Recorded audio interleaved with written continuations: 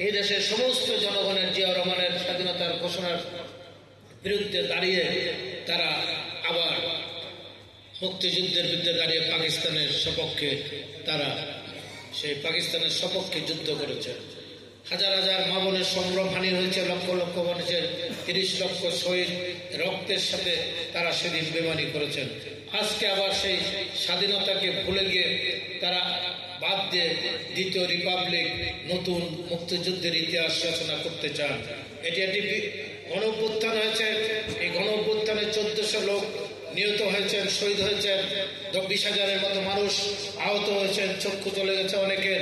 এই ১৪০০ মানুষের মধ্যে ৪৬২ জন হচ্ছে বিএনপির নেতা কর্মী শহীদ হয়েছেন। তাহলে কাদের অবদান বেশি? আমরাই তো ১৭ বছর এবং এই আন্দোলন সংগ্রামেও আমাদের সবচেয়ে বেশি নেতা কর্মীরা আহত হয়েছেন, শহীদ হয়েছেন।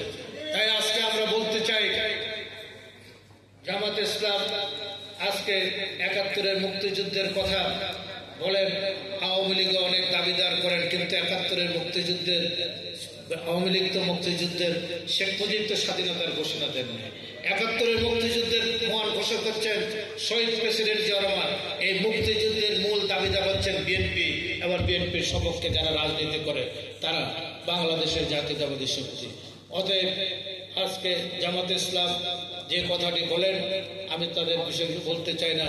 আমি শুধু একটি কথাই বলতে চাই, সেটি হলো যারা ১৯৭১ সালের শহীদ প্রেসিডেন্ট জিয়াউর রহমানের স্বাধীনতাকে মেনে নেয় না, যারা ৩০ লক্ষ শহীদের রক্তের সাথে রক্তকে স্বীকার করে না, যারা বাংলাদেশের স্বাধীনতা স্বীকার করে না, মুক্তিযুদ্ধ স্বীকার করে না, যারা ৫২-এর ভাষা আন্দোলন স্বীকার করে না, তাদের এই দেশে রাজনীতি করার অধিকার নেই, তাদের এই দেশে ভোট চাওয়ার অধিকার নেই। তাই আজকে জাতি বিভাগে বিভক্ত, এক পক্ষে স্বাধীনতার সপক্ষে শক্তি, আরেক পক্ষ হচ্ছে স্বাধীনতার বিপক্ষের শক্তি। আওয়ামী লীগ যেহেতু আওয়ামী লীগ এবং জামাত একসাথে ৯৬-এর আন্দোলন করেছে, ৮৬-এর আন্দোলন করেছে, এবং আপনারা দেখেছেন ডাক্তার শফিক ৫ই আগস্টের পরে বললেন যে আমরা আওয়ামী লীগকে মাফ করে দিলাম। ঠিক কিনা? আপনাকে মাফ করে দেওয়া কারণ আপনাদের সাথে ঐতিহাসিকভাবে আপনাদের একটা সম্পর্ক আছে। ওই সম্পর্ক রক্ষা করে আপনারা এখন বাংলাদেশে পিয়ার নামক একটি বস্তু নিয়ে এসেছেন।